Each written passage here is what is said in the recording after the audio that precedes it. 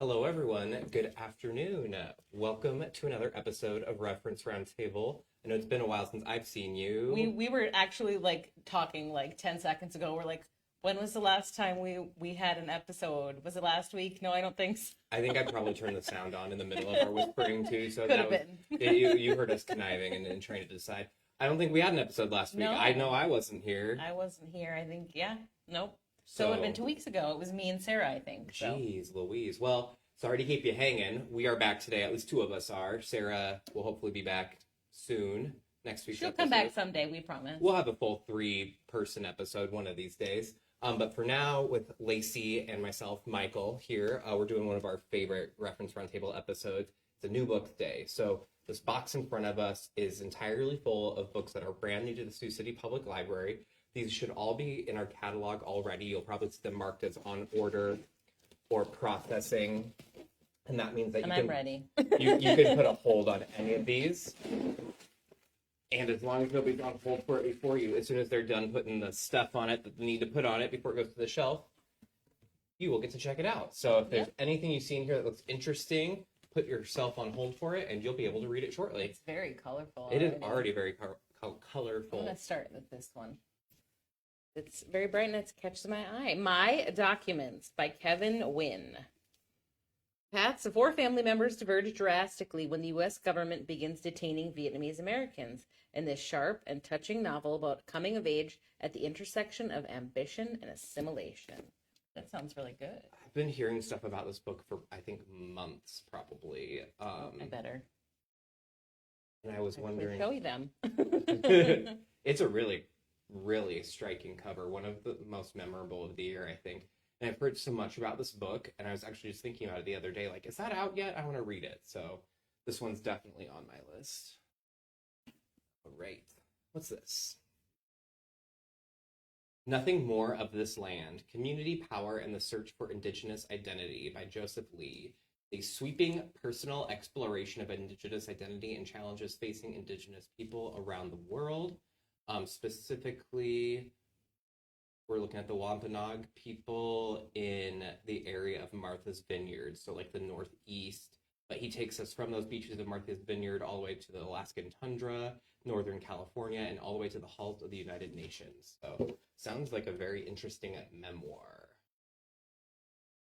Wonder why there's a whale on the cover. I'm curious about that. All right, this next one. Oh, we got an Oprah's Book Club title, so I'm sure it'll be popular. I've read this one. We have, I actually know who this is. I'm very proud of myself. We have Matriarch, a memoir by Tina Knowles, who's Beyonce and Solange's mother. So if you may have heard of Beyonce, maybe. Maybe. This is their mother, and I think it's pretty self-explanatory. It's her memoir. So this book is so good. I picked it up on a whim because I had read so many positive reviews. I do enjoy Beyonce, I enjoy Solange, but not. I enjoy the painting. The painting's amazing. On That the is cover.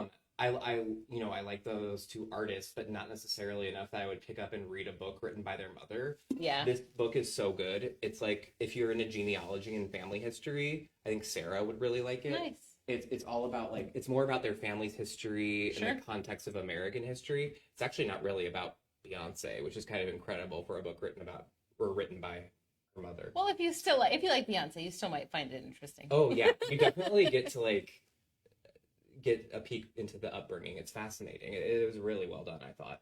I actually recommended it to my mother. She raised a Beyonce as well. Obviously.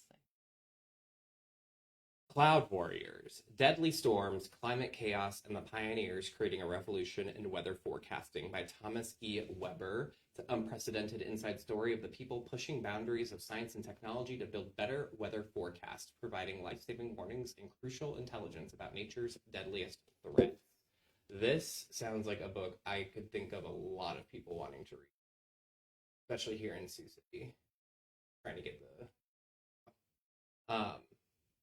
it's always interesting to learn how meteorologists work because I feel like it changes all the time as they get new technology. Definitely. I had a coworker once who used to just love to watch the Weather Channel for fun, and so I would recommend that to Aisha. That was All right, we've got another novel here. What Happened to the McCraes by Tracy Lang. It is a poignant story about the resilience of family, the importance of community, and the magic of middle school hockey. So Ooh. that sounds kind of adorable. It does sound cute. And it's gonna get cooler soon, so it might be a good Yes. fall winter book to pick up. It does look like a fall winter read, though. Even seeing snow on a book cover is triggering me right now. I'm like, not yet, please. Please have a few more months. Maybe.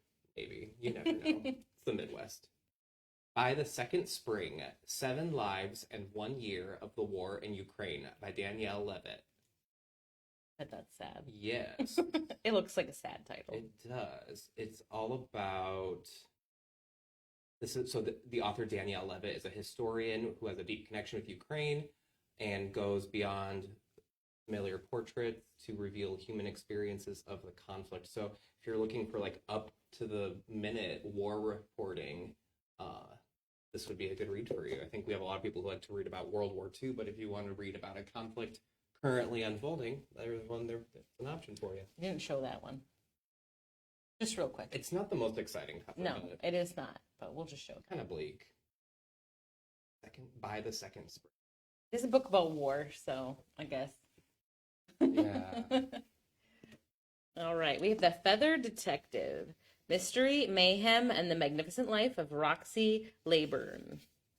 Ooh, and it's a picture of, I'm guessing, Roxy Layburn on the front with a bunch of dead parrots. So you should show them. I don't think I really need to talk about that too much other than show the photo because it's kind of a lot. Like, it's cool, but you're like, oh, those are all dead birds. It sure are. Just drawers of dead birds. I am intrigued, though. I wonder... They succeeded in intriguing me. There's a book called, like, The Feather Thief or something. I read that, yep. There's a whole trade in feathers and eggs, and I'm sure taxidermied birds, where it's quite an industry. So it's not necessarily the same case. There's no, I think it's probably different. You never know. There's whole, like, crime industries I don't even know about. I think there's just crime around anything possible you can sell. Kind of like how everybody has their mafia. There's Yeah. crime around anything too. I was about to say you never know, but it's almost like, yeah, no, you always know. You always know. All right, back to our I'm picking up all the war books. This is Launching Liberty, the epic race to build the ships that took America to war by Doug Most. And it's an enduring book that tells the heroic, gripping story of monumental achievements of World War II, the building of America's fleet of Liberty ships. So, and this is definitely for the World War II history buffs. The cool thing is, look on the inside here, it has the ship's diagram. It's a big ship. I'm always fascinated by big old boats because they just don't make sense to me. And I could see people who enjoy reading about World War II and like the Titanic picking up this. Definitely. All right. Got more nonfiction here. The Aviator and the Showman. Amelia Earhart, George Putnam, and the Marriage That Made an American Icon by Lori Gwen Shapiro.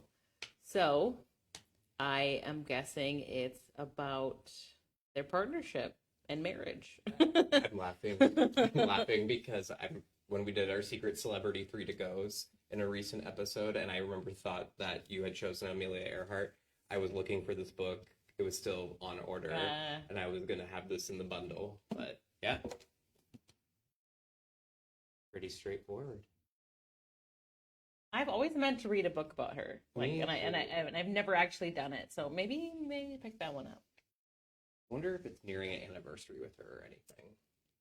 Probably the next 10. It was in the 1930s, wasn't it, that she went missing, like the early 30s? I'm sure somebody knows, but I think it was in the 30s, so probably soonish. Yeah, comment below if you know there's an Amelia Earhart anniversary we're missing. I grabbed this one because I'm excited. I think this is a second copy, which I'm glad people are reading it. It's one of my favorite novels I've read this year. It's The Lilac People by Milo Todd.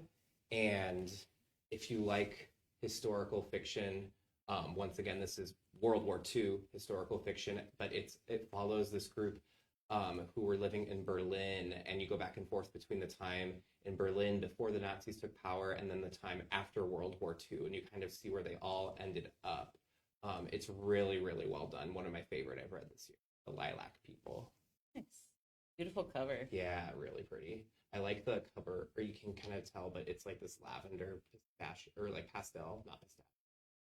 But on the inside, that I think is really pretty. Although pistachio is kind of a pastel. A little bit. Just All green. right, this looks like a big one. Strength training for seniors. Honestly, I should probably check this out right now. Yeah, I have the same thought. And it's kind of nice. It's a large print edition, so it's got big words, so you can, kind of hold it away from yourself or sit it on the table. And it's exactly what it says: Strength Training for Seniors by Paige Weiner, a certified personal trainer. It's got photos, so that's actually probably really helpful if somebody's just trying to this is a great get resource. started, get into shape.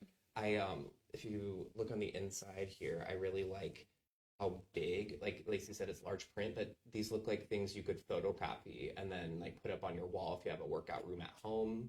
You can keep the steps with you. I love easy to use exercise books like this. It's already an intimidating task, so if a book can help make it easier, that's great.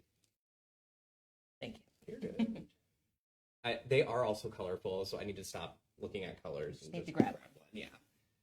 They all look good. This cover is really cool. It is by Elaine Shea Shao, who is the author of Disorientation, which was really popular a few years back when I first was getting here. And this is Where Are You Really From? A multi-genre story collection that explores the limits and possibilities of storytelling. So looks like we have stories about mail order brides, a father reuniting with an estranged daughter. It's 6 stories and a novella. So just kind of, I feel like the cover is doing a lot of the talking here because a book with this I think cover, Sarah would like that color. right? Or cover, I should say. The cover is giving me Sarah vibes. I agree. We'll have to tell her about it. It's spooky looking, and I know Disorientation was kind of like dystopian, but this I don't know. Right. It doesn't say it's horror, but it looks scary. It said multi-genre, so maybe there is horror in You're there. right. You're right. Ooh, we have some almost local history, but not quite. We've got Deadwood, Gold, Guns, and Greed in the American West by Peter Cousins. And it's all about the Black Hills Gold Rush, Wild Bill Hickok, Calamity Jane, Al Swearingen, and Sheriff Seth Bullock. I've been to Deadwood a few times, and I love it. Me too. I love Deadwood. So I think I might want to read that. I know a little bit, of course, and I've been to the cemetery where a lot of them are buried. But I feel like I've taken enough of the tours when I go there. Yeah. And I feel like I know it. And I also the HBO show I watched. My dad loved the HBO Deadwood show. I'm pretty sure he's got it on DVD. It's really good. It's really good. And it's more fun too, I think, when you've been to a place and you really can see it and I don't know. I don't know, when you've more of a connection. I wish I could have read a book like this before I went there too. Yeah. I think it would make the tours and stuff there even better. So if you're heading on vacation to the Black Hills, I would definitely check this out.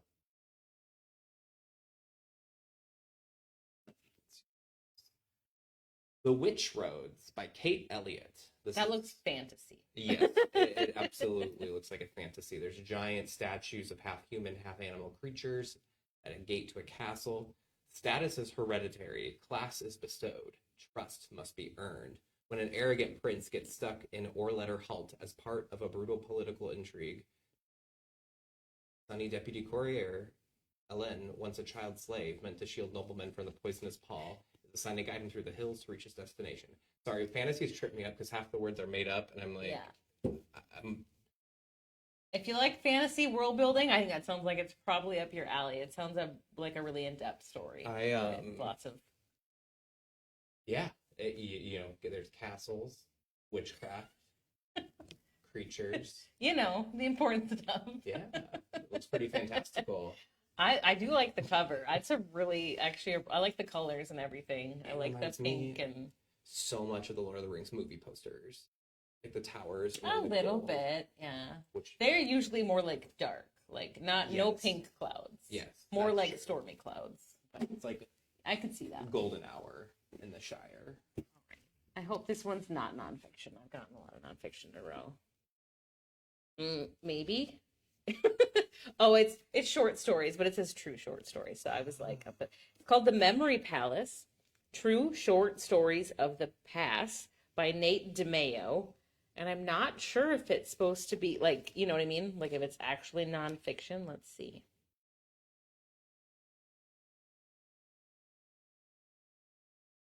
Yeah, it's looks like it's historical. Um, a collection of crystalline historical tales that read like luminous short fiction.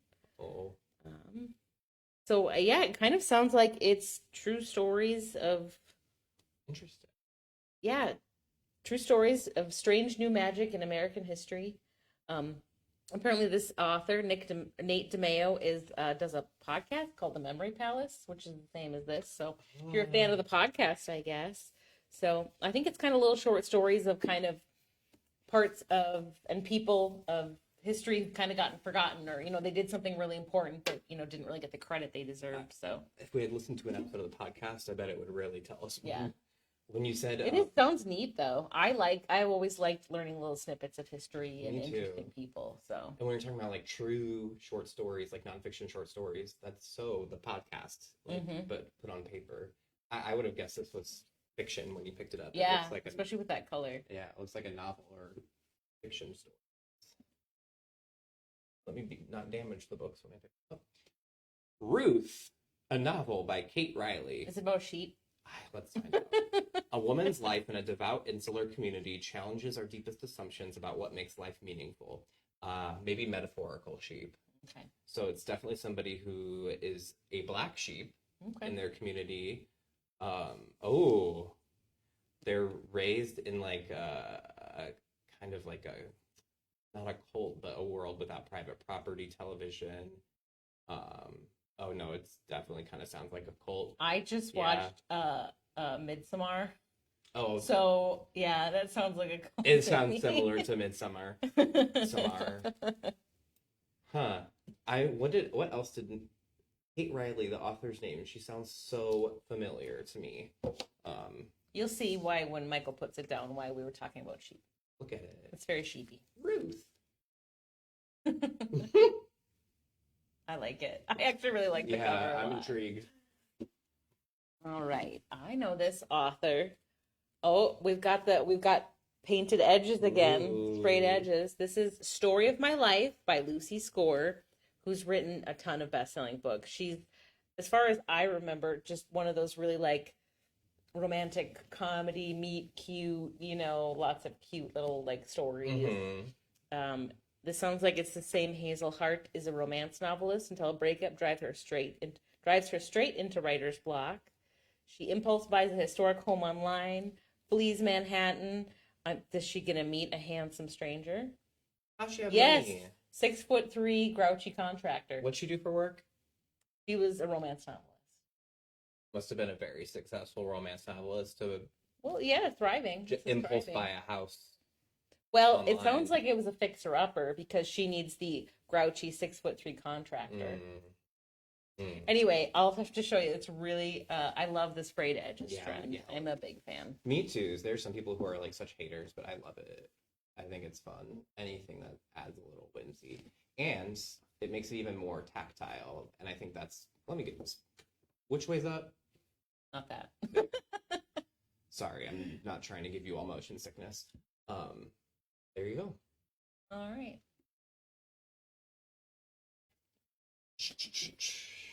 This nonfiction by Johnny Joey Jones.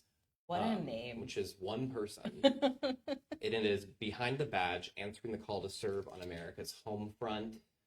So first responders, it looks like? Yeah, looks like first responders. Firefighters, police. That's that. Are you gonna read Johnny Joey Jones? I can't say that name like without tripping over my tongue. This is Johnny Joey. Man, the myth, the legend. Right. Did it look like it was like just like stories of certain people? Yeah, or... it's just, Okay. I think, like, it's like not an oral history, but it's broken up in the same way an oral Gotcha. history would be. Nature and the Mind: The Science of How Nature Improves Cognitive, Physical, and Social Well-Being. By Mark G. Berman. Well, I believe that because I feel better when I get fresh air. Yeah. So I'm already kind of sold. From two people who work in a basement. Yeah. Yeah. Mm. But I bet that's really interesting to like. I'm sure there's like studies in there where they like literally send people outside and they're Yeah. like, tell us how you feel, you know, like. So I bet it's really interesting. It'd be a good one to take, read it, and then go on a hike. See if you feel better. Who's Caitlin Clark?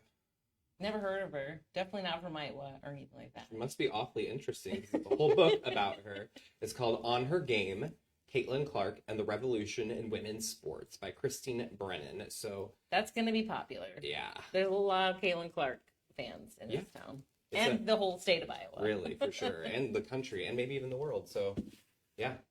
No, I should probably actually case- show them that. If you don't yet know who Caitlin Clark is and what Caitlin Clark looks like, here she is.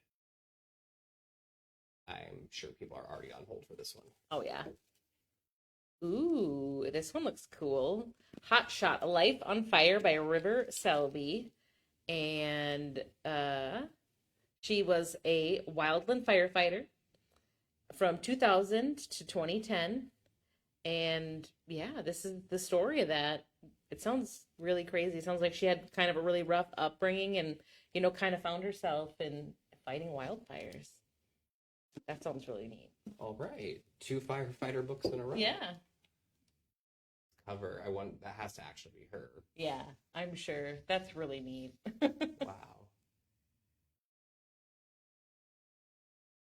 Well, if you like really different memoirs, you might like that. You know, like a really unusual kind of memoir. I read a memoir about like a wildfire once in Paradise. I did a check it out on it. It was so good, but it's upsetting. Yeah. Lots of Oh, loss. Allie Hazelwood, I think Kelsey, our coworker Kelsey, might really like Allie Hazelwood. I or think so, if I they remember right. interviewed her on the podcast or something. But Allie Hazelwood writes a lot of romances in this one, Deep End. Kind of a really popular author. Let's see, I guess I could tell you what it's actually about. A competitive diver and a competitive diver. I can't talk today. I don't know if you're running to this too, but I'm tripping over my words. It's like a curse has been put upon me. A competitive diver and an ace swimmer jump into forbidden waters in this steamy college romance. So this is like not young adult, but I feel like college age adult. New adult. New adult is what they Thank call you. it. Yeah, New yeah. adult. The official term, if you're wondering. Her books are really popular. I've never actually read them, but they sound really like fun. Yeah, they sound like very entertaining. If I were a romance reader, I'm sure I would be reading lots of her. All right, this is the last one, I think. Yeah.